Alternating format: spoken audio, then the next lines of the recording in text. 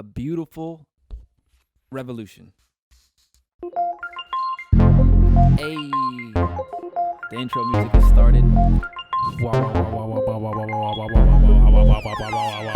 Wow, turn my headphones down. Clearly, we were both in our purple bag today.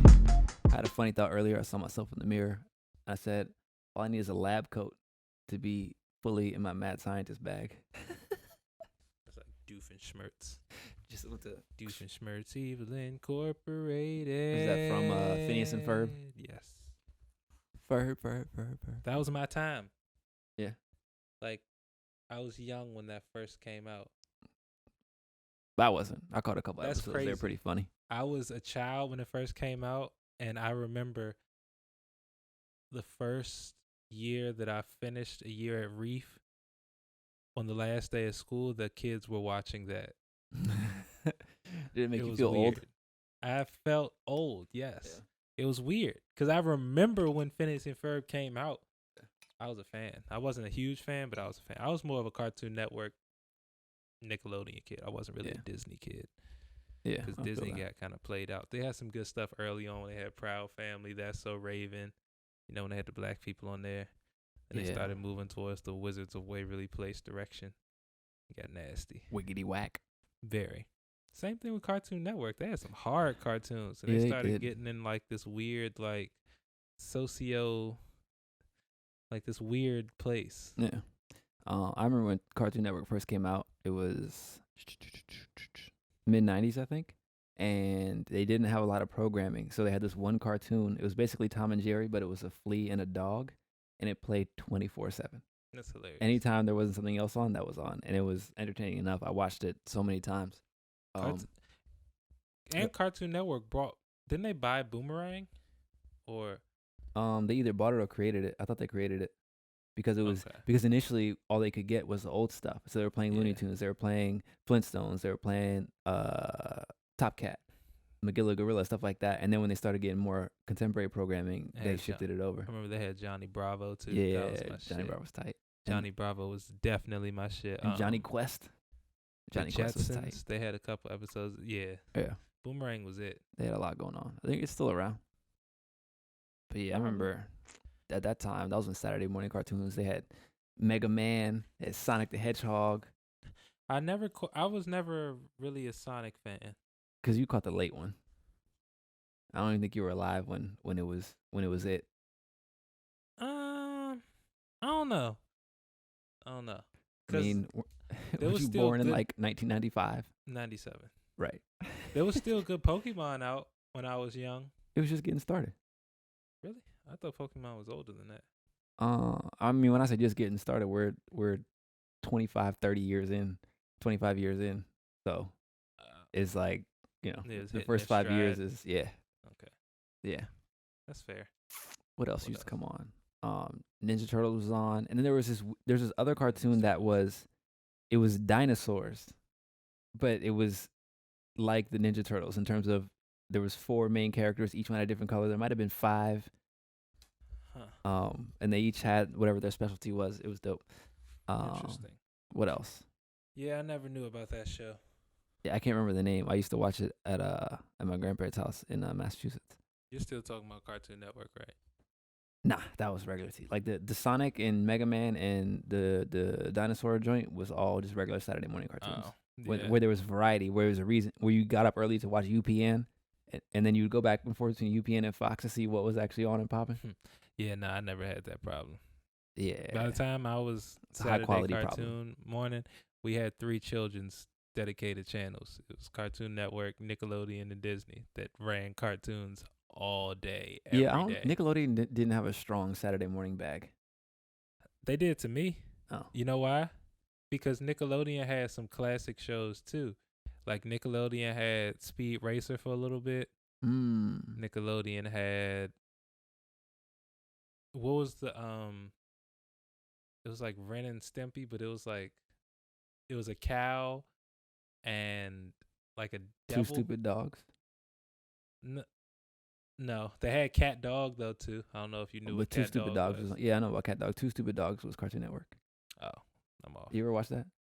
And I Am Weasel. No. I Am Weasel was I don't know if it was part of Johnny Bravo, but I've probably seen I Am because it was Weasel. I Am Weasel, and the evil one was IR Baboon. He was just mad ignorant. I think I've seen those. Yeah. But yeah, cartoon Nickelodeon had SpongeBob, which was my shit. Yeah. I don't care what anybody says. And early on, they used to have like the kids game shows. Like that's when they had the I forget the name of it, but it used to be the it was like the temple. Yeah, Legends of the Hidden Temple. Legends of the Hidden Temple. I'm trying to think of the name of the one where it was like summer camp and they had all the different shirts. And Nickelodeon was first with the live show. All that was tight. Yeah. Keenan and Kel. Yeah. What was the one? Nickelodeon had some bangers. I'm trying Skeeter. to think of the Cousin Skeeter. Niggas forget about Cousin Skeeter. Nah, that was when everyone found out about Making Good. Making Good was she was alright. All right. Let's see. I'm trying to remember what the Yo, Making. Oops. Dang. Yo, what are you saying right now? I don't know. This is Nickelodeon. They definitely had some fire game show. Yeah, but I'm trying. This one particular one I'm thinking of that I wanted to make that make Reef kind of like that because it was all teams and they had different color shirts. I know you're talking about, and it was like flags, the pancakes. Find the flag and the pancakes. Slime. Maybe just random stuff. There was one where it was a family. Oh, it was Wild and Crazy Kids. That's what it was. Interesting. Yeah, so there's 4 or 5. There's a red team, green team, blue team, whatever, and then they would just do stuff. Like one would be, where you put your head on the bat and do the circles and try to hit something and run around the bases. Just goofy stuff, but it was a ton of fun. There was slime and everything like that too. But Nickelodeon also had to get out and go play. No, that was Disney, where they had to get out and play day. Wild and Crazy Kids only ran for 2 years. It felt like forever. Right. That's because all those shows low key were trash because probably they only lasted like 2-3 years max. But they were amazing to me. But there was another kids show. There was it was a competition game show where it was a family show. It was Nickelodeon too, where you did competition as a family, and like the final competition, you had to do this obstacle course. You had to slide through slime. You had to find a flag hidden in like pancakes or something. Yeah, that wasn't like Legends of the Hidden Temple. Am I tripping? Nah. Yeah, because that was more. Yeah, Legends of the Hidden Temple was. I think that was kids only. Dang, I think I closed it. Teen adults only. But yeah, the Amanda Bynes show. Dog. Zoe 101. That came out of all that. I don't know about Zoe 101. Oh, you weren't hip. That was like our Dawson's Creek. Goodness. That was like my Dawson's Creek. Gracious. But that was like that was my entry level Degrassi. I'll put it as that. That like leaned me into even though Degrassi was already on. Yeah. That got me into Degrassi. Because I was able to, all right, there's a story. Not every second is funny. I feel what you're saying. It got you, it introduced you to soap operas? In a sense. It introduced me to like scripted television more so. Right. But it wasn't just comedy. So I'll put it like that. And I remember that was a big thing with Zoe 101 because it was Britney Spears' little sister. And she got pregnant. That's why the show stopped. Wait, who was Britney Spears' little sister? The main character in Zoe 101. Zoe. I didn't. Okay, learned something new today. It was like Jamie Lynn Spears. Yeah. Oh. Jamie Lynn Spears. And she like got pregnant and then the show was over. Does Britney have a middle name? Is it Brittany Lynn? Probably Ann. Brittany Ann Spears and Jamie Lynn Spears. That sounds about right. Yeah, probably. That's hilarious. Very. But away from this cartoon, I'm talking about cartoons for too long. Let's do some music. It was a nice little reminiscing moment. Damn. It was, but you gotta sound like you're angry at your soliloquies on the podcast. No, that's what we're here for. We're here for soliloquies and monologues. No, Get exactly. Into it. But Get into that's it. how we fake them out is because they want to see it, but we gotta act like we trying to stay on some type of schedule. Oh. See, now you blowing the spot up. Cause you just explained the whole thing. Supposed to know it. Just pass me the mouse. Just pass me the mouse. Unless you're gonna work the machine today. I would be better at it, but that would take away some of the spunk. Please. Yeah. See, like Jada said, ain't as no soon as one you better ask than for Kiss. it back. All your personal information start popping up. That's because you were clicking the mouse, I didn't bro. click nothing. You I handed you sure the mouse did. pad, and then I handed you the mouse. Yep. The mouse was like, I don't want to go back to him. Uh-huh. Let's get him for tax fraud. Ain't no tax fraud over here, baby. You play by the rules. I didn't say there was. I By just the said let's get him for rules. it. Most things that you get somebody for, they not doing. I don't know Keyword, about that. Smoking get. fire. Smoking fire. I said get. All right. We about to jump into this comment. Dang, I ain't even. Welcome back, guys. We just had a whole solo session. Yeah. Forgot all about the fans. I blame you. Anyways, I'm back in full effect. They call me Reem. Here with my illustrious co-host, Man of many names, Reek. many personas, many places, many situations. This is 10-second reviews. Many sweatshirts. We pick an album, listen to the first 10 seconds of each track, and give it a rating. Green, blue, white, red. That's 4. Yup. Each one has a point value, 3, 2, 1, and 0. So, if it's green, it's mean. If it's blue, it means listen through. If it's white, all right. If it's red, it's dead. If you get 3 reds in a row, you get a black. And black means your review is over. UPS is hiring.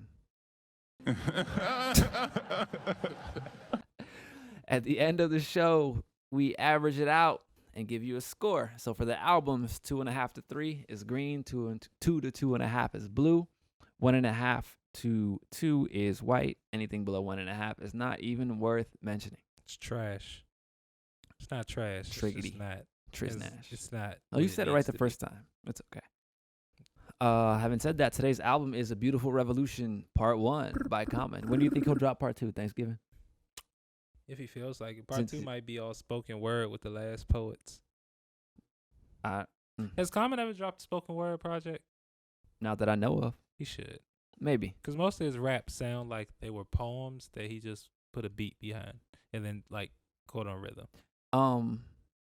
Interesting you said that. I would say he definitely has a poetic style. I do think he writes to the beats because when you listen to Quelly rap, Talib sounds like he wrote his verse and then tried to find a beat and then doesn't modify. Because there's times where he just goes off beat and I'm just like, what are you doing?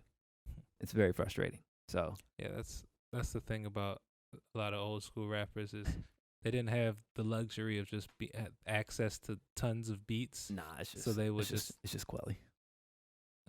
Most of them. No, I've heard that from quite a few rappers, or they were good on one beat. So then when you give them another one, there's that. They only got that kind of like Wale. Pocket. Hey, he has a pretty good song with I think it's on the Omarion joint. It's actually pretty good. I'm not gonna lie.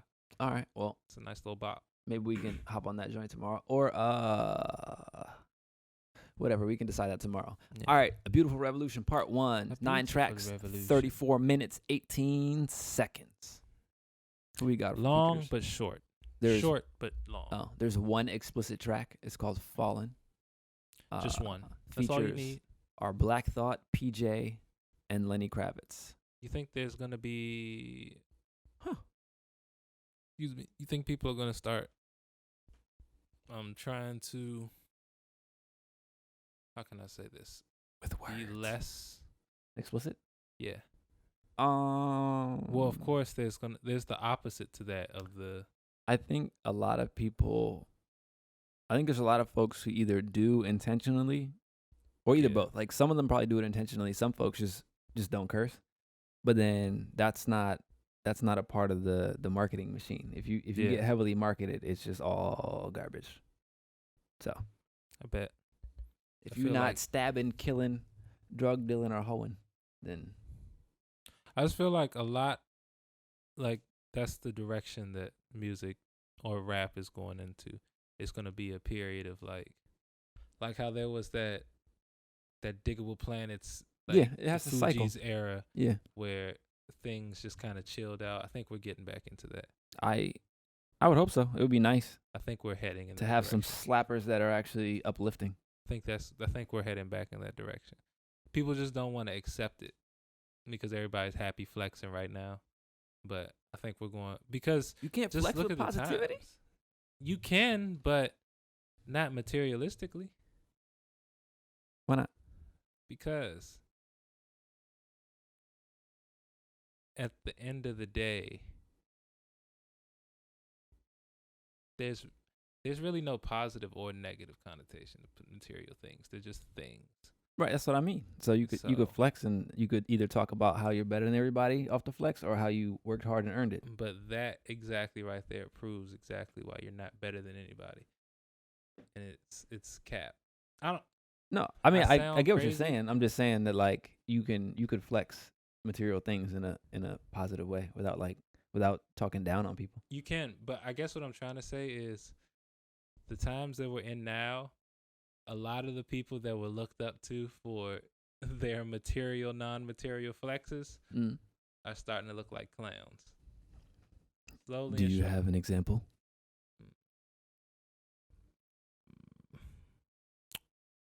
Trying to think, because I had one earlier today. It'll probably just come to me, and I'm gonna yell out a random name later on. But, probably. Yeah, I just feel like the age of just having things is starting to get. It's starting to get to a place where it's just like, relax. Yeah, I mean, I think part of it is because, well, no, I can't even say everybody can have them. Yeah, I don't know. It is, but it isn't. I think the people that end up with everything, we never actually see. And so we're just like, eh. Exactly. And that's another thing. It's starting to become more and more prevalent that, like, most of the people that are flexing that shit don't have it. And that's why they're flexing it. Because if you do have it like that, yeah, you have it. No need to flex. That's another thing to the flexing. It's like, when it's something that's yours, you don't have to, because you see it every day. Yeah. And you're still appreciative for it, but it's like, it just becomes a part of you, or a part of your belongings. Right. It's not something where it's, oh yeah, check me out, I'm in the rollie today, and it's like, okay. Yeah. Whereas if it's just the lifestyle you want to live, you just buy it and keep it moving. Exactly. That's why I have. That's really why I be having a problem with people posting the shit that they buy and stuff. It's like, look, if it's a big purchase and it's a celebration, more kudos to you. You bought a car, celebrate it. You bought a house, celebrate it. Shit, you bought a favorite shirt, celebrate it. But when every single post is, look what I was able to buy today, and it's like, bro. Oh yeah, even the I'm glad you got equity, but like celebration posts are weird to me. Yeah. Oh, glory to God, I get to spend these hundreds on shirts.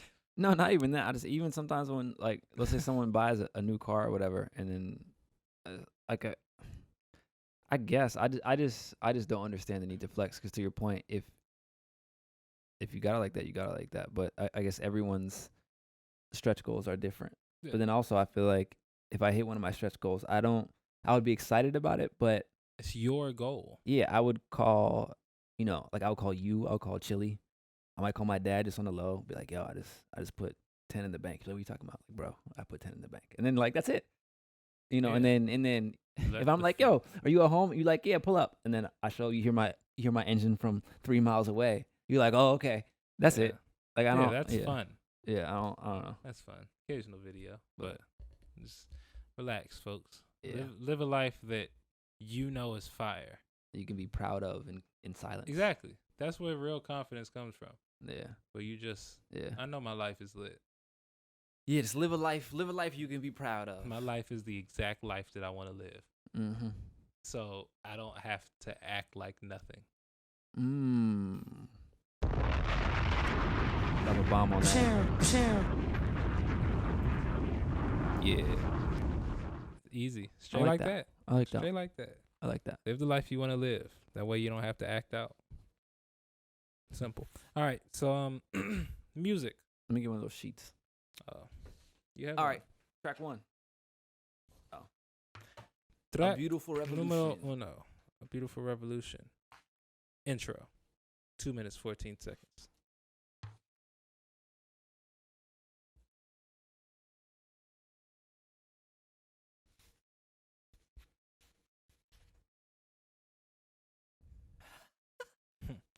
Ain't it beautiful when we smile? It's a musical act of revolution. I like it. Pretty. True. It's cute. I blue like it though. Which means I'll hear it out. Not too pressed over it. Yeah. But it sounds soothing to the heart.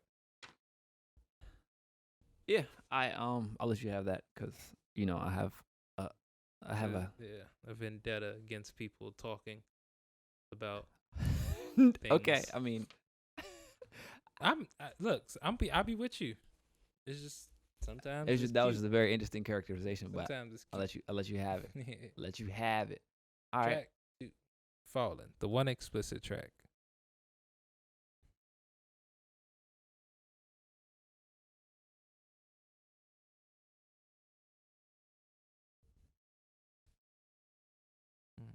So the guitar is flames.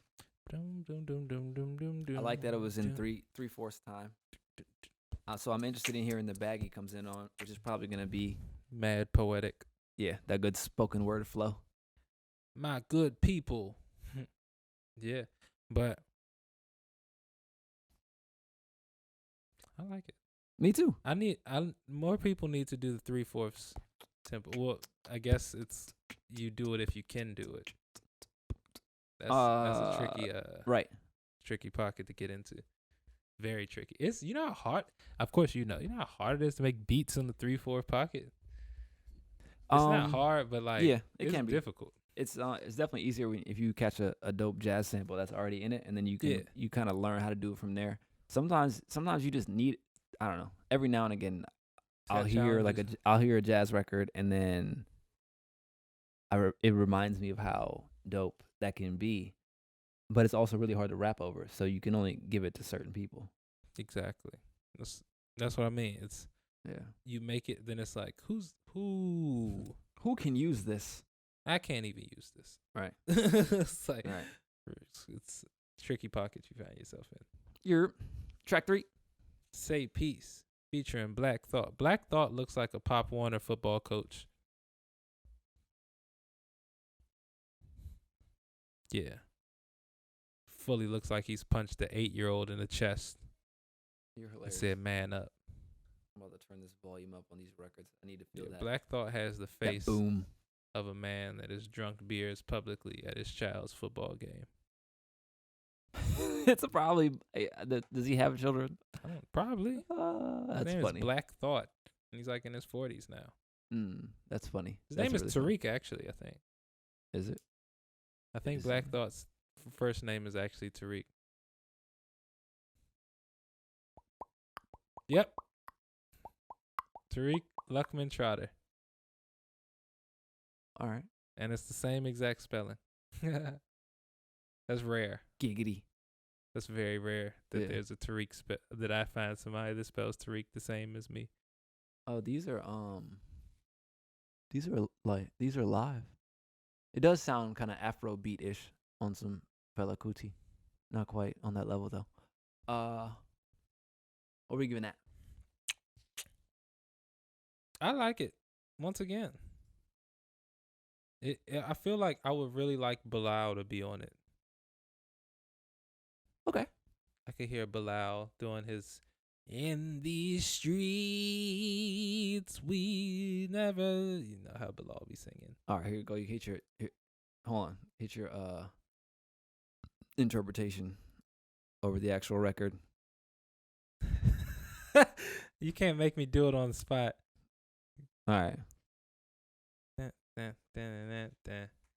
Yeah, I'll give that a blue. I want to see where it goes.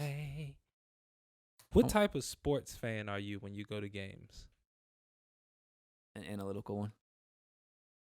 So you're sitting there quietly, like processing the game. Maybe you'll be like, "Hey, yo, you saw that play?" Yeah. Well, you said when I go to the games though. Yeah, like live games. I would say at live games, that part of my mind is turned down some. In part because I always get the stadium chicken nuggets, even though they're probably not healthy, but that's part of the experience. Such a specific. The stadium nuggets are like they're not.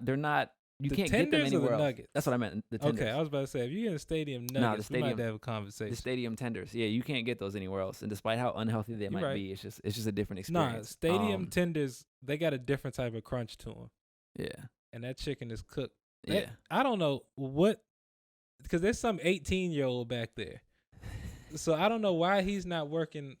Listen, like at some restaurant. Because it's not about that. It's about the process.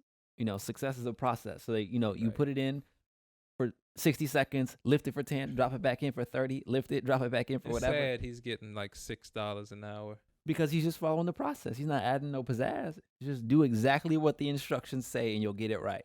True. You know how hard that is for people to do? Yeah, but he's 18. There's a reason he's working there. Because this is probably his first job. Because he hasn't learned how to follow instructions yet. I mean, yeah. So what he's putting a little pizzazz in there. You think so? Yeah. It's not intentional pizzazz. A little Molly. The problem is it's not intentional pizzazz. It's an accident. Like it's him trying to do some shit. And he like slips and like some honey mustard spill in there. But he's like, can pizzazz be an accident? Pizzazz is life, man. That pizzazz, that's you. That's raw you. All right. Think about it. That's your raw like extra. But your extra is really your like what you really are. We tone ourselves down. Of course. So when you throw the pizzazz on it, that's you letting go. Doesn't it feel that? And that's what I'm saying. That's why it's so important just to be who you are. It is. Be who you are. It is. Because when you can get loose like that, it feels good. That's how people drink. So they can be themselves. But they're just lying to themselves. Because you just feel so good that you're like, I'm me again. And it's like, you can always be you. Feel loopy. Just get out of your own way.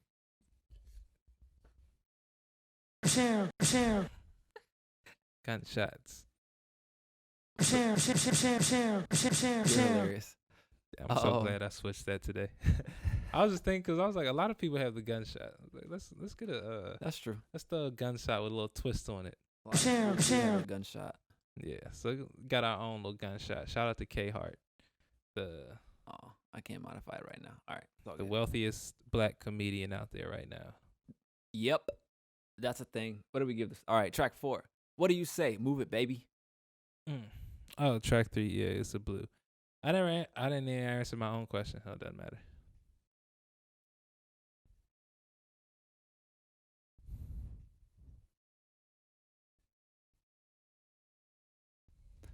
I like it. I do too. What was your question from before? No, I was saying, what type of sports fan are you? I was gonna say. Oh, my fault. I'm like the dad coach. What do you mean? But I'm the good type of dad coach. I'm not the one that's yelling angry. I'm yelling, yo, back screen. Baseline coming across. Hey, watch the high pick and roll. At professional games? Every game. Oh, that's wild. Oh, yeah. Definitely at professional games. I haven't done this at a professional game because I haven't been to one in a while. Where I was knowledgeable to where I could call stuff out in a minute. Last time I went to like a NBA game, it was like a Wizards game, and I want to say like 14. Yeah, that was a minute ago. Yeah, quite a minute ago. But I've definitely done it at college games before. Yeah, for sure at high school games, and don't even get me started on the little kids games. Yeah, I mean, I might fuck around and go push the coach out the way. Move. You don't know what you're doing. You know who I am? I guess when I go live, I just want to see a good game. So I'll argue a bad call either direction. Yeah, no, for real. When I'm not, even when I have a bias, I still just want to see some good basketball. Yeah, just make good calls. I think that's because like the first game that I went to, that I like chose to go to, was the greatest high school basketball game I've ever seen in my life. Bishop McNamara versus Archbishop Carroll. This was 2010, 2011. I was in 8th grade.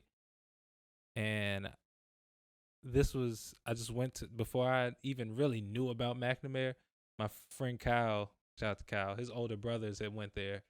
So, and they all played basketball. So he was already knowing all the team and all that. So I think I went to the game with him. Sitting in the crowd, that's when McNamara had this dude named Marcus Thornton, who's playing overseas now, who's like the coldest high school. He gives Maryland Gatorade Player of the Year his senior year at McNamara. 2,000 points. Cuz was cold. He was cold. Now, I can't even lie. He was cold. He was basically Kobe Bryant with dreads in high school. Everything was a fadeaway. Everything was extreme elevation. And it was all cash. And like, he only dunked on you if he felt like it. Like everything was like mad acrobatic. Oh, he was like one of those dudes. That might be why he's overseas. Nah.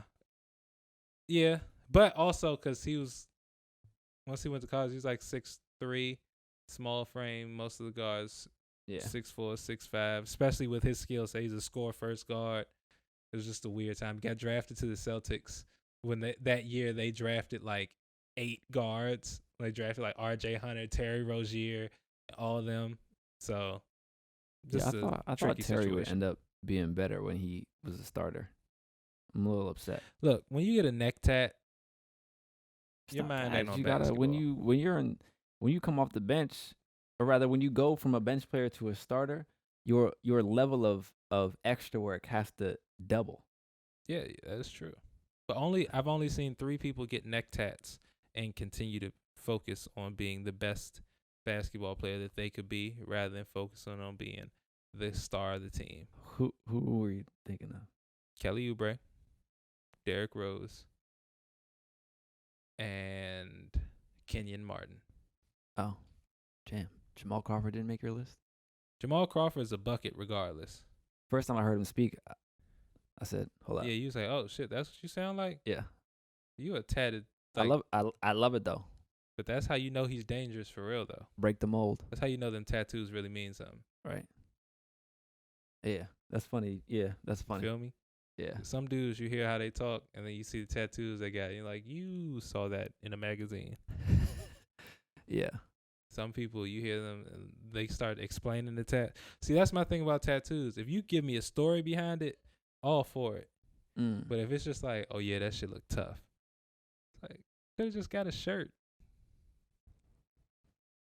You really could have just got a shirt with that shit on it. All right, no. Because what if it's not tough? Shots fired. What if it's not tough in 5 years to you? Now you got to look at your arm and it's like, like Ben Free, that shit always going to be tough. Shots fired. That's always going to mean something. Yeah. Yeah. I can see that. That was my thought process into that. That's why I was cool with putting it on my hands, because I was like. That's why I don't have any. Cause if I get a tattoo, I'm eventually going to go overboard. I'm going to end up looking like a Yakuza. I'm gonna have tats up to right here. I wouldn't mind, and then because to here. That's the crazy thing is I wouldn't mind, because I just know myself. I wouldn't get no stupid shit. Like everything on me would mean something. Yeah. And when I have kids, and then they're like, "Oh, Dad, what the fuck?" Then I got stories to tell. He's like, "Let me stretch out this wrinkle and tell you this story." Exactly. Under this third gut. Third gut. This is when we went to Cancun, me and your mama. I lost the bet. I thought I could eat 40 waffles. I couldn't. So I had to get the Japanese sign of respect. You said 40 waffles. Hey, Cancun, some wild nights in Cancun I hear about. Shit. Yeah. And I hear they got an amazing continental brunch. I went with Coach. He was doing Summer League one year. And I pulled up. There were the Four Seasons. Went downstairs. I spent $40 on breakfast. It was amazing. It was worth every penny. I ordered everything. I bet. It was delicious. There's just man, when I was setting up for the thing this weekend, there was a breakfast bar in the basement of one of the people that was working there. She had like a condo out there, out the harbor. And she was like, on the main floor, they do breakfast. Or like downstairs in her building, they do breakfast. So she got us breakfast. Yeah, it was different. If you do potatoes, bacon, if you do potatoes good, I trust you. If you can do some good like breakfast potatoes, that reminds me. I trust you. I tweeted the other day. That's a tough one to pull off. I ordered a meal, and my tweet was, these hash browns taste like or look like they were cooked for somebody named Kaden, at Kaden, not Kareem, because it was as if they were boiled and seared for a second, or seared and then boiled. There was no crunch. There was no flavor. There was no evidence that they had been fried. It was just shredded potatoes stacked on each other that had some brown on them. See what I'm saying? It was very upsetting. But to the flip side of that, the non-crunchy potatoes can be done very well if seasoned correctly. Of course. That's what I'm saying. You just got to do it right. That's what I'm saying. If you do potatoes right, I trust you with the rest of your menu. Yeah, it was just because potatoes is tricky. To your point, I threw away almost everything else. I was really upset. And then Look, I don't even my wanna talk about logic that. behind things is very odd, but the dots connect. Yeah, you have strange data points. The logic The logic isn't is odd. The there. data points are odd. The data the points logic are is odd, fine. but the logic, when you say think stuff, about like, it, what are you talking about? yeah. But then, okay, and it's like, oh shit. yeah, Okay, I would never have thought about it that way. yeah. That's why you need me around. One day I'm gonna save your life with my odd thoughts. Maybe. All right, track. What are we? four. We already played it. I know. I was getting back into. Oh. Come on, man. Okay, what are you about to give it? Come on, man. What are you about to give it? I was either gonna give it a blue or a light blue. Actually, I lied. I was gonna give it a green. See, you don't even know. I do remember it was a bop. I'm gonna tell you, but you know what it gave me? I could hear Rhapsody on it. It gave me, "Hey DJ." Hey, Miss DJ. Everybody. I know. Yeah. That joint. It does. Just a little bit. It does until I hear her voice. Line. Yeah. Her voice turns it into a house bop. Respect. And that's why I said I could kind of hear Floetry on here. Not Floetry, Rhapsody. I was listening to her album earlier today with the kids. Trying Which to album? Experiments playing motivational black music throughout the day. Which album? Quietly. Layla's Wisdom. Yo, is that the one where I think the intro track comes in with the fire horns? I think so. Yes. And then like track 2 has Kendrick on it, I think. Maybe. I don't remember that part. I just remember running back the joint with the horns. Definitely had like track 2 was like some stupid feature. Yeah. I think it was Kendrick because perhaps. Or was that her first one? Layla's Wisdom? No. Oh. Her first one was a while ago. Layla's Wisdom was from like 2017. Yep, 2017. Track 2 is Kendrick Lamar. Yep. Anderson. Oh, track 7 was Mean. The joint with Anderson .Paak and Black Thought. Mm-hmm. Yeah. And look, Terrace Martin on this one too. Track 11. Yeah, he used to love me. He's That part boy of the Jamla. I feel like he's part of the Jamla family. Word. Shout out to Jamla. Shout out to y'all. Lick a shot one time. All right. Yeah. But yeah, I'll go blue. Respect. There's a Track. whole lot of credits on here. 5. Courageous.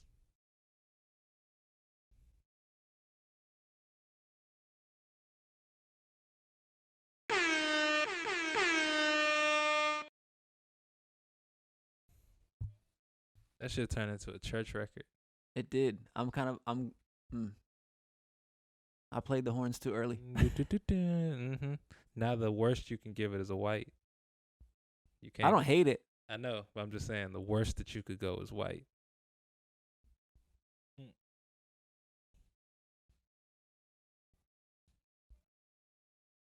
Yeah, very. What's I'm the right here in the fish you could take. What's the that meme where that dude is singing along with the intro music to that TV show and he's just like cat. You know what I'm talking about? That's what the pianos remind me of, that TV show. What was I thought you was about to say dog face. Nah. Dog face. Yeah. What is that? You didn't know cuz name from the Fleetwood Mac video? That's his name, Dogface. Oh, I didn't know that. Nah. Dang, what's the name of that show? I think he has a cannabis. You know, it's Making Your Way Downtown. That one. Yeah, that's what the pianos remind me of. Oh, heck. Making my way downtown. Yeah. With this strap. Blah, blah, blah. Yeah. So, like, the drums came in super hard, but the pianos are, I don't know. They kind of threw it. It was giving me CC Winans vibes. Where you at with it? Blue to white.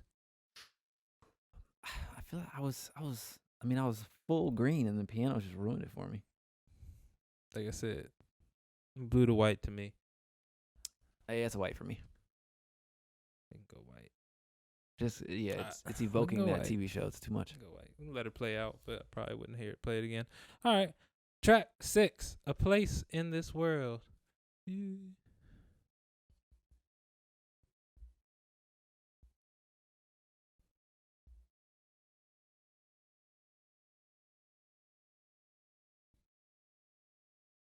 That's blue. That guitar is clean. Yeah, I like the effect they had on the downward riff. Downward arpeggio. Very. Look how many people they have. All these credits, all these records. Crazy. I wonder how many. Ooh, you see that name? Where? Young OG. Ooh. Young Stevie Wonder. Oh yeah. Maybe that was him on the piano on Courageous. Whoops. Dun, dun, dun, dun. Probably was. Stevie would do something like that. Yeah. He would do some shit that's like completely left field, but it's still fire. Right. A Riot in My Mind featuring Lenny Kravitz. What was the joint? I seen 7. a video of Stevie Wonder like beatbox. No, it was him rapping. He was singing. He was rapping to Dougie Fresh beatboxing. Oh, that's fire. And it was like he started doing I think it was Do I Do. Like he just started doing one of his songs because Dougie Fresh was beatboxing. He was just standing next to him, and it was funny. You can see that Stevie Wonder really is a connoisseur of music, just in general. He's not like some old head that like I like the music of my time. Like because as he started beatboxing, you could see him just start feeling the music, and he just started singing. Like that's the thing I appreciate about people like Stevie Wonder, like Quincy Jones, shit. Like you can see. Even in their oldest of ages, they still go back to being like that 18-year-old, like, oh yeah, let me hop on this real quick. Just feeling the music, yeah. And it's just like, oh, I love that. It's That's like what happens when you're, that talented of a musician and can play, or when anything. you actually just love some shit. True. And you genuinely just keep that love. True. Because they could be sucky, but if they still got that joy and you still got that joy, think about it. We all know somebody or have seen somebody that sucks at something, just blatantly sucks, but they still get that excitement that they got when they was 16 and we didn't know they sucked as bad as they did. Right. Well, maybe they did. Maybe we did. They just didn't accept it. But it's like, you can't even be mad at that person because it's like, if you still can hold that joy at some shit that you suck at, then you really care about it. You really care about it. It's a weird place. I know it's a weird place for you to think about. I had to think about that for a second. In your mind, it's like, if I'm not good at it, the fuck am I still doing it for? Yeah, pretty much. Yeah. We're not improving, at least. Yeah. But I'm thinking more so along the lines of like singing or like stuff like that. Some people just cannot sing. Yeah. Cannot sing at all, but and they keep will on trying. not leave the choir. I guess it's different in their case. It's more so a sign of praise, but it's like you can just say a prayer. You can praise the Lord in other ways. You can go to Bible study. You can do this, and you choose to sing. You know you can't sing, but you just love it. Right. Yeah. Good point. Can't even be mad at it. Good point. Shout out to you. I'm thinking shout out to all the aunties and grandmas that have been trying to hold on to that note that left a while ago. Right. But people be hyping up in this. Come on, sister. Bring it to me, because they feel what you feel. It's not about what you hear. It's about what you feel. Right. Sometimes. But it gets tricky when you try to sell that. For sure. Yeah. Track 7? Track 7, A Riot in My Mind, featuring Lenny Kravitz. I was supposed to be him for Halloween, but I fell asleep.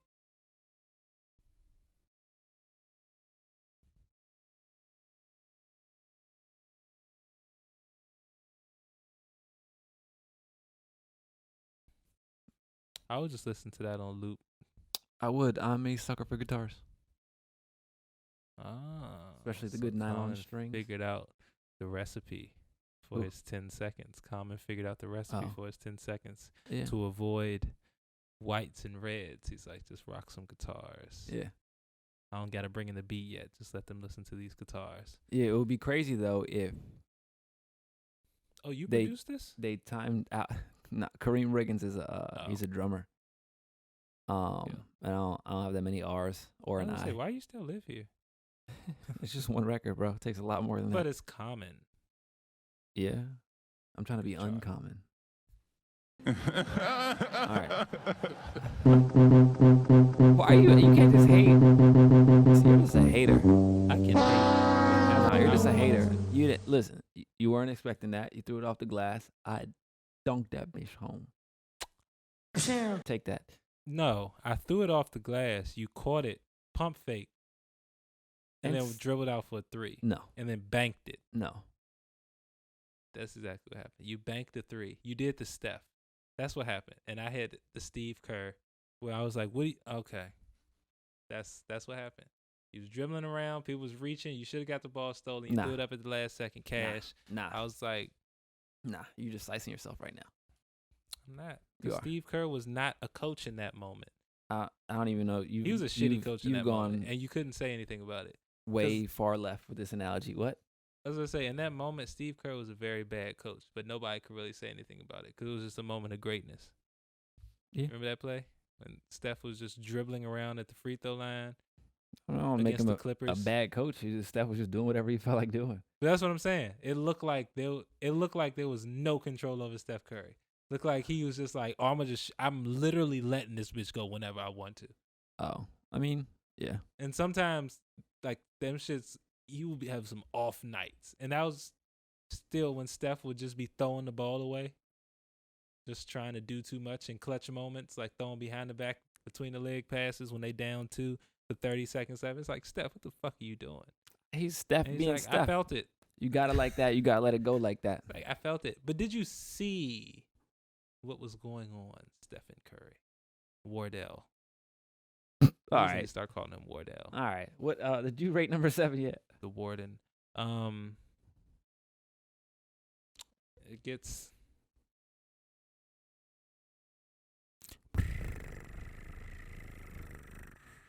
a green. All right.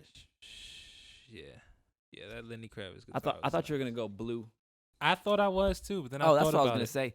I was gonna say if Kareem Riggins figures out a pocket for some drums, just with the riffs that came in as they were, that's what I'm saying. That would be super hard. That's why I thought I was probably gonna change it to some actual, strums, some rhythmic strums. I would imagine. I thought I was gonna go blue, but then I was thinking about Lenny Kravitz and how he's 50 years old, lives on an island, and still looks like he's 22, and how he's never played a guitar string that has like made me upset. Like I said, I could just listen. Made you upset? Yeah. Oh. I could listen to that 10 seconds on loop. Yeah, me too. I might have to sample it. Just go to sleep. Yeah. But yeah, that gets a green for me. All right, let's keep it moving. Keep it pushing. Track 8. Don't you forget who you are.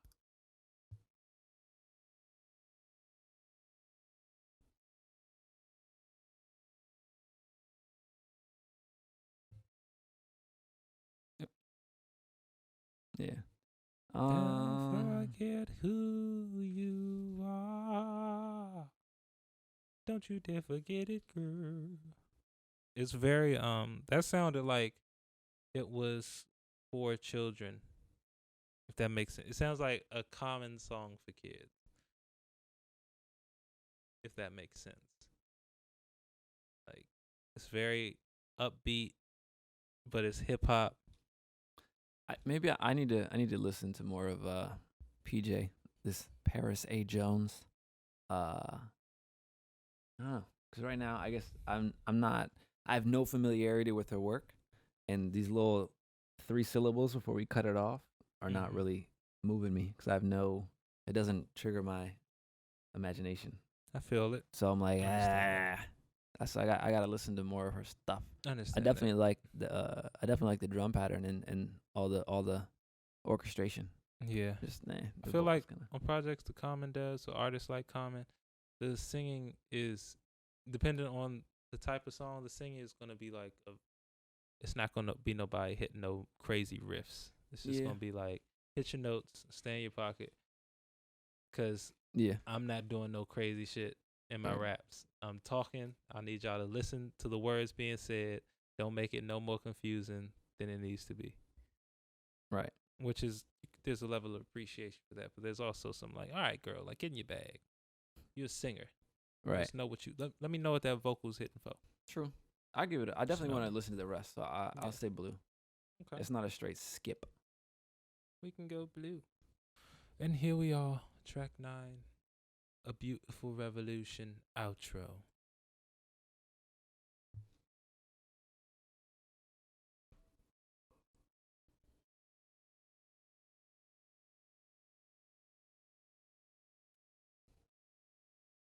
Okay.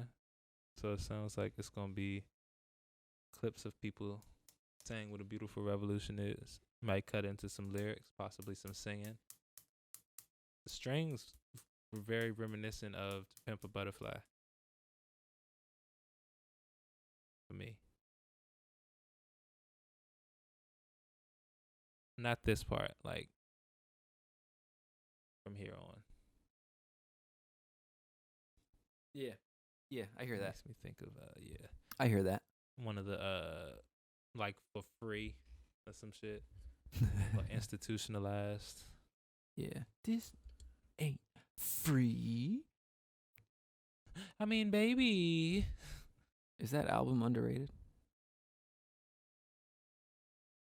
If it's not seen as one of the greatest albums and one of the greatest albums to come out in hip hop history, then yes.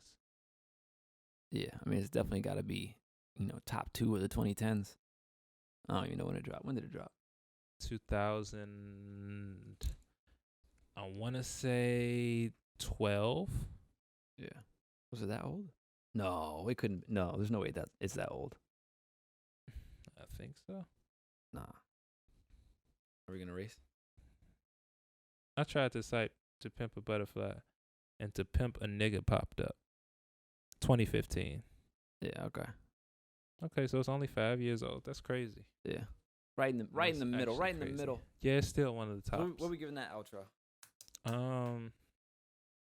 I want to hear more of it, so I'll say blue. Okay, because I could definitely skip it. But you can. I'm a give it that sucker blue. for a story and a good description. That's why I find myself enjoying just watch. I don't even watch sports, but I like watching people talk about sports because the way that I like how people break shit down and make it understandable. I think that's the thing I like about conversations. Like it don't necessarily have to be the topic. It's how you like make it understandable to me. I appreciate how that. So yeah, I'll go blue because I want to hear what they about to be talking about. All right. What them numbers hitting for, shouty?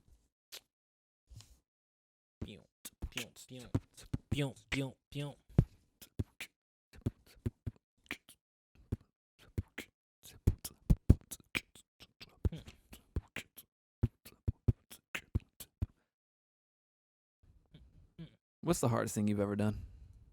The hardest thing I've ever done? Yep. I don't want to leave, but I gotta go right now.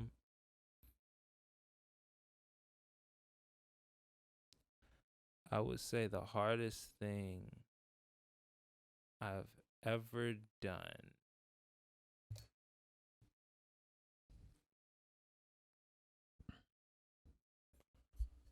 Probably stopping playing basketball so far.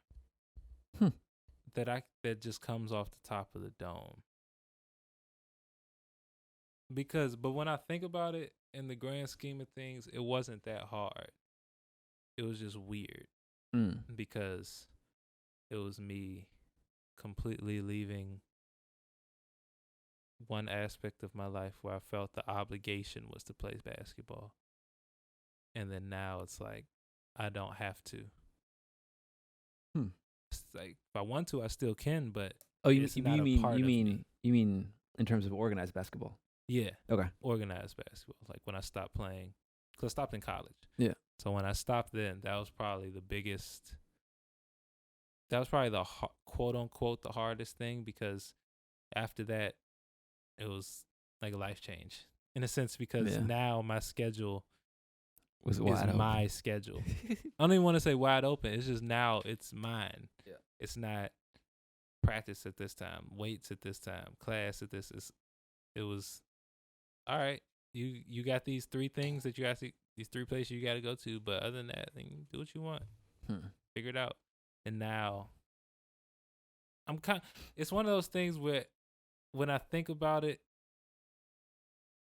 like if I don't think about it in the terms of what actually happened, then I have those moments of like, damn, like maybe I could have or maybe I should have. But like when I actually think about the grand scheme and the whole picture of like where I'm at now versus where I was, yeah, I needed that shit to happen. Because I think I'm a lot smarter and going in a much better direction than I would have been had I only focused on keeping playing basketball. Granted, I feel like had I focused on that longer and actually played longer and tried to keep playing, I would probably be in a position to play professionally somewhere. Or I probably would be playing professionally somewhere in a different country. Yeah. Or some shit maybe here. You know, they got little leagues and stuff, but definitely feel like that would have been what I was doing. But the shit that I was on, like that I was thinking about, nah. What do you mean? Like shit I cared about.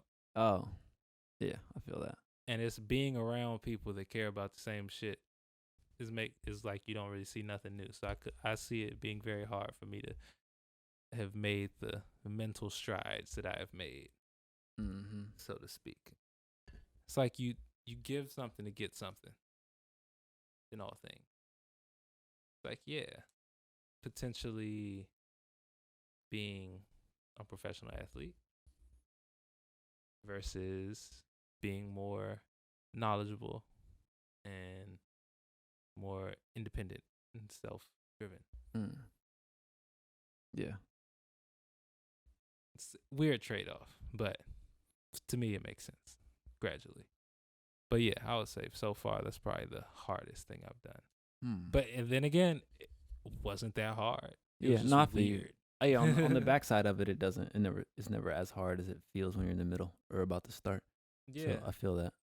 I would say that was probably the hardest because, yeah, I felt like everybody was waiting for me to be the pro or like to get there. Like everybody that knew that I played was like, oh yeah, it's gonna be Tariq. And then I didn't. So yeah, it was definitely hard, but then it was hard. But now when I think about it, it was just like a mature move that I wasn't mature enough to understand that I was making. But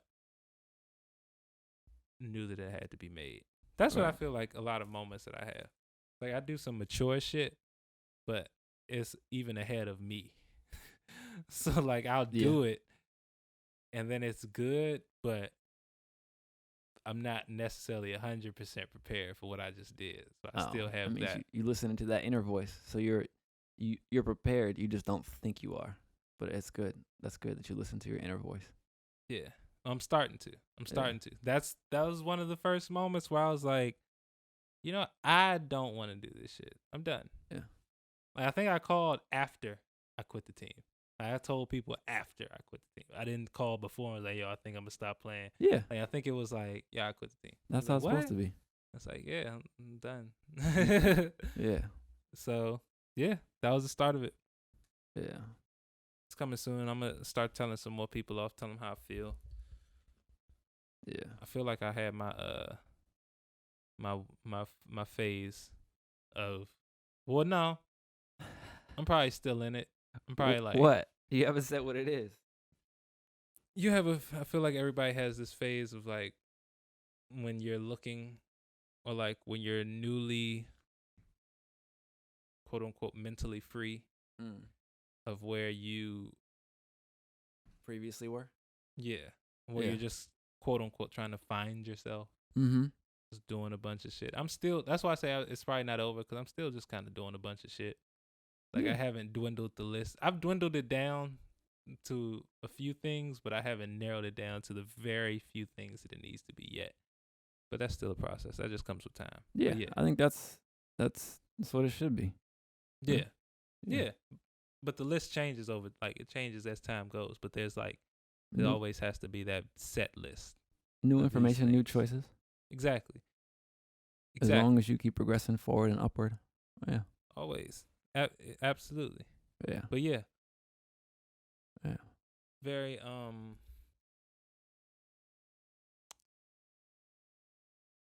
It was. What was I just saying? You said a lot. I mean, No, it was like the last thing I was saying because I had a thought that I was about to finish.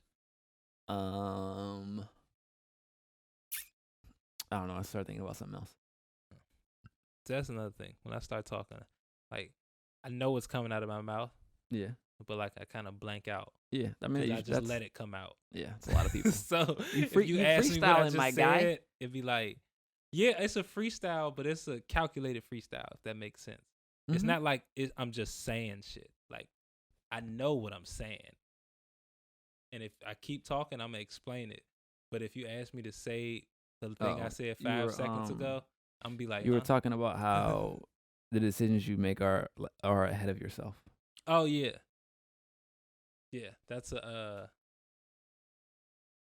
weird take, but it's a take that I like because that's why I be feeling like sometimes that's why I honestly think that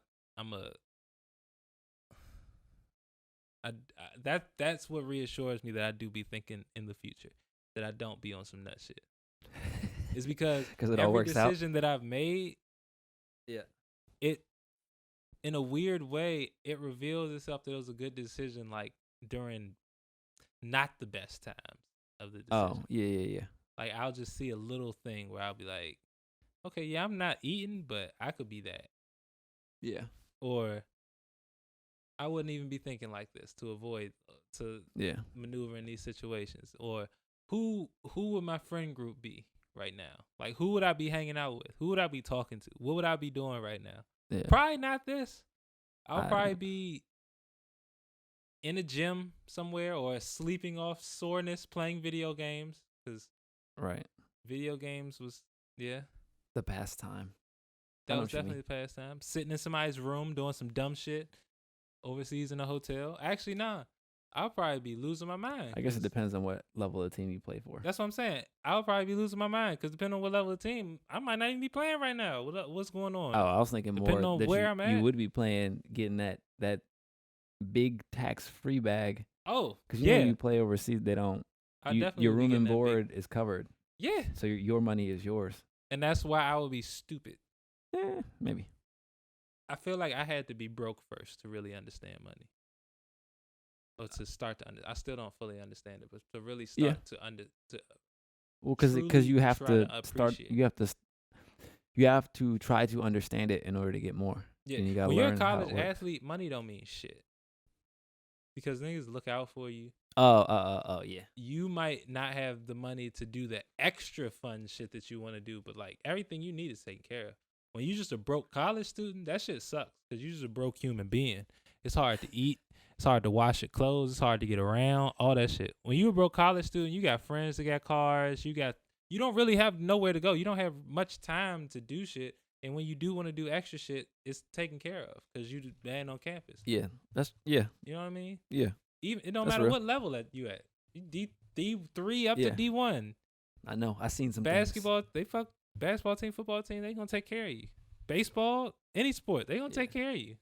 Now, in regards to everything else, you just like everybody else. But so in those terms, who knows what the fuck I would be on?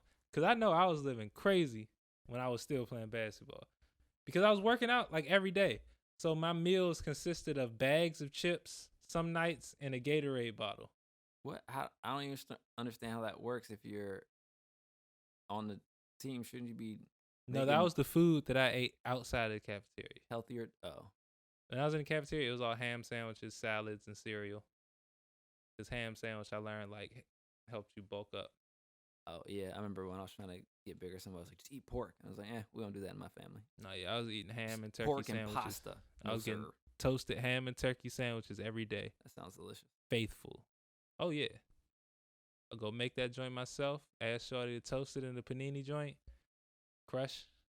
Go hoop or something. And like I said, the biggest I got to like 196, 200. Like, that's the heaviest I've been. But it was like a slim frame, solid, like 196, 200. Like, I wasn't. Wait, so what are you at now? I'm like 170 something. Jesus. Yeah. All my weight, like, I'm skinny, but I ain't skinny. That's like a third grader. What? Nah, they're heavier than that. A third grader? It's heavier than 30 pounds. Who's a 30 pounds? I'm trying to think of what. Maybe like a 4-year-old. I would say a third grader is 4 or probably around 5-year-old. 40 or 50. Yeah. 4 or 5-year-old is definitely Probably about 30 pounds. That's a whole 35, child. 40. Yeah. Hey, or a dog, a dead dog. It's about the weight of a dead dog, like a dead German Or just Shepherd. a dog that weighs 30 pounds. German Shepherds are more than 30. Not a dead one. What do you mean? You All don't the lose weight fluid- when you die. All the fluids and stuff are out. If you slit its throat and drain it. That's what I mean by a dead one. Oh. You think I mean like a Just freshly dead dog? naturally dead animal. You mean like a stuffed animal? Yeah, that's Okay, a that's dead different. dog. Yes, it is. He's just furniture dead dog now. It just means something different when they're stuffed versus. Yeah, he's just dead furniture now. All right. All right. What's Oh shit, that's right. I was supposed to do some calculations. I know. Then I started asking those deep questions. Oh yeah, what was the hardest thing that you've ever done? Learning to deal with people as they are and not who I want them to be or who they could be. And in a lot of senses, letting those people go because they just, that was I would say that was probably tough. a harder lesson in my life for me Is tough. learning to, and I'm still learning it, but I feel like I can see the improvement. Yeah, learning how same. to let go of things and people. Yep. Because Things is easier. People is harder, I feel like. things are very easy to let go because think about the number of shit you lose a day and that you don't even realize that you've lost, and then 6 months later say, oh shit. Yeah, I don't that's not me. I don't do that. I still have my key ring from junior year of high school. I would be like that if I was by myself. Oh, I would definitely. I guess I used to be like that. because I still kind of am. growing up, it was you have this thing you're responsible for. If you lose it, you don't get another one. And I probably lost something and didn't get another one. So I just don't lose stuff. And even, I'm trying to think of what you've seen of mine that would be a good example. But I like to keep stuff that I have looking as new as possible. Mm-hmm. Not in a compulsive way, but I just don't want to mess it up. Yeah, just enjoy cleanliness and sharpness. Yeah, and I hate losing stuff. Hate losing stuff. No, I do too. I definitely do too. So, yeah. Oh, you know what else happened in high school? I had saved up some money and I was feeling myself. It was about $245, and I had this little plastic carrot. So I rolled it up and put it in the carrot, and I would carry it around just to I got some money on me, and I think I went to I went to the movies one day. I might have gone by myself, and then when I got home, no more carrot. It was just in the theater. It probably just got thrown in the trash. Yeah, that's what you get for flexing. But that wasn't even a flex. That was just me. was I a didn't show it flex to to nobody. you. I was Your just flex. You might not have thought of it as flex, but you was like, I got 240 on me. yeah. I worked hard. I ain't gonna use it, but I got it on me. Yeah, I worked hard. Yeah, shout out to you. Shout out to you. Oh, I guess shout out to me you. I don't look at that as a flex because it's just me appreciating me.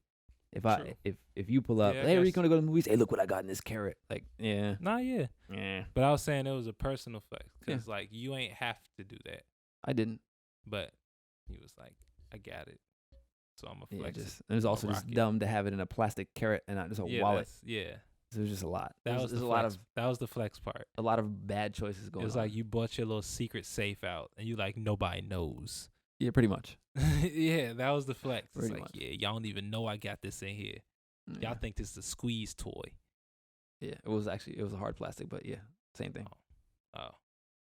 Just walk around the squeeze toy. I got 240. No. Hey, get on your Weird Al. Get on your Weird Al Yankovic. Yeah, But yeah, I'll definitely still say it's dealing with folks as they are and as they do and have shown themselves to be. My dad always says, when someone shows you who they are, believe them the first time. And we never do that. all the time Never. people give red flags. We're just like, that's probably not what that. No, it couldn't be. And then Never. 6 months down the road, you're like, and then you think back. Oh, red flag, Never. yellow flag, red flag, yellow flag, red flag, red flag. So it's not really a surprise when you think back, but in the moment, you're People so pay attached. attention. They pay attention to the flags that they want to pay attention to. Because well, yeah, that's what I mean. Because you're so enamored with whether it's a friendship, relationship, or whatever it is, you ignore the red flags because you want it to not be what you just saw. Yeah, and yeah, for sure. Yeah, I had to. I'm getting better at not necessarily letting people go, but letting go the idea that you have of people. Yeah, because you get to a point in relationships with people that it's like, don't let you down. You my homie. Like we've known each other this long. Like I'm not gonna just stop knowing you. But this ain't enough. The way you giving it up is not the way that I'm giving it up right now. Yeah. So I have to let go of this idea, and it might be easy for you in the terms of just like, yeah, I'm just not with that. But that, you always have that subconscious of like, but you can't do your dog like that. It's like, dog ain't your responsibility. Gets to that point where and that's a sucky moment to have. It's not a sucky moment to have. It's a good feeling, but it's the realization, because you have to basically have that morbid moment of like, don't nobody really give a fuck about you like that, so you can't be out here doing like that shit for other people, if you know what I mean. I know exactly what you mean. Yeah. But it's not telling yourself that don't nobody give a fuck about you. It's more so like the level in which you care, it's not matched. Yep. It's not matched. So relax and go get your bag. Go do whatever you got to do. They still going to be there. The relationship is still going to be what it is, but just, Yeah. Y'all ain't besties like y'all was besties. And you got to be okay with that, or we don't like the same things like we used to anymore. So yeah, me sitting here trying to come hang out with you, or you forcing to come try to hang out with me, and then let's say we get in an argument one day, and then it's like, well, I be going out of my way to do this, that, and the third. It's like, I don't know about it, and now the relationship is ruined. Yep, and that's where do me a favor, don't do me no favors comes in. Yeah, and don't count favors. Because when you're doing someone a favor and you feel like you should have some get back, you're just gonna get resentful. I don't do favors, man. Yeah. I don't do favors. If you need help, I'm helping you. Yeah. Favors is too much, because people, like you said, they start asking, you owe me a favor. You owe, like, bruh. No, I don't. I don't owe you shit. I helped you because I wanted to. Well, I helped you with this, so you gotta help me. You helped me because you decided to. No, I don't, you actually. Said no. I could have said no. Yeah. That's why I look at it now. Yeah. You could have said no. I could have said no. I ain't holding you to shit. You can't hold me to nothing. You know what's funny though? Whenever that engenders some contention, some animosity, usually once a person gets over it, they have a lot more respect for you, because they're just, okay, this is the boundary, so I can't act that way with this person. And then most of the time, everything's peachy after that. Yeah.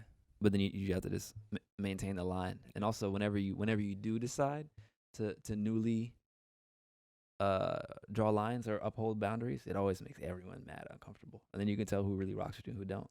Because if you see the people that try. You see the people that try. Yeah. And that's the thing. That's not the effort. It's the action. Because I always say this: if you want something to happen, 9 times out of 10, when people really want some shit to happen, they suck it up and make it happen. Yep.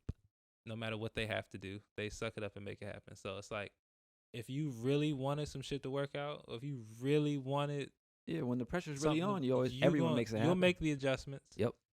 Like you'll make the necessary adjustments. Yep. Then you don't even nobody even has to tell you what they are. You'll figure them out. You'll shut up, take your time, step back, and do what you got to do. Let somebody lose a phone. They will find every way to get that phone back. Didn't we just talk about that the other day? Yeah. Yep. But let them tell you what their dream job is, and then you ask them how many places they've called. 0. Or like, I want to be professional. This 0. So like, make it tangible. You don't mean it. My favorite is people say, "Oh yeah, I want to be a millionaire." Do you? Yeah, of course. You want $1 million, right? That's what you should say. But even then, do you want it or would it be nice to have? There's a big difference. If it's nice to have, it's like, yeah, you're not gonna hit the lotto. If you want it, you're gonna go get it. That's the way I look at it. So people say something, you don't really want it. That is true. Like, oh man, I really wanna change, change my life. People like, well, change it. Yeah, and it don't. Yeah, it's because everybody wants that one change that's just gonna work. It's like everybody wants that change to be like when you try new food for the first time, and it's like, ooh, this just works. This is my new order, and it's just easy like that. Yeah, and it's like you can't just order success. You gotta make that shit. You gotta cook it up. That's a good.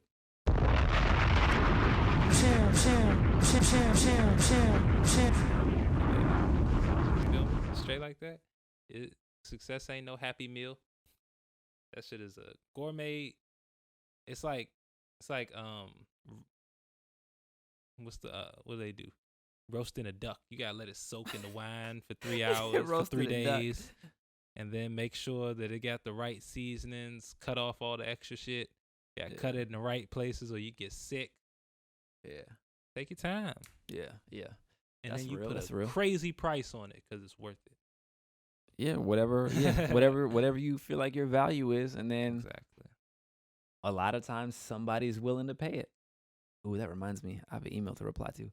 What was the score of this this we year? got a 2-1. Common album, A Beautiful Revolution, a 2.1. Okay. 2.1. That's a blue. That means listen through. Solid blue. Listen through. The album cover is 3 young black boys. One has a trumpet. They all have fists in the air. So definitely some shit to check out, especially in these current times. I'm sure that if you listen through it all the way through, especially being the guy that he is, you get some gems. Spiritual messaging. You get some uplifting words. That's what I was looking for. Some uplift. Gems. Uplift. Some stuff to think about, especially with Black Thought too. So yeah, check it out. 9 tracks, 34 minutes. That ain't nothing but to drive to work in the morning. Dang, that's how long your drive is? No. Mine is like 5. Yeah, mine's literally right up the street. Yeah, mine's a good 15. Yeah, that's literally right up the street. But all right, y'all. Appreciate you tuning in to another episode. Every time. Comment, subscribe, comment on Instagram. Yep. You got something to say, put it in the comments, baby. Let's talk about it in the public forum. Stop DMing me because y'all don't like me like that. Plus, we trying to get that engagement up. It's like, nah. If you do like me like that, DM me and tell me you like me like that. Let's talk. It's like, nah, I'm about to bag. About my money, leave me alone.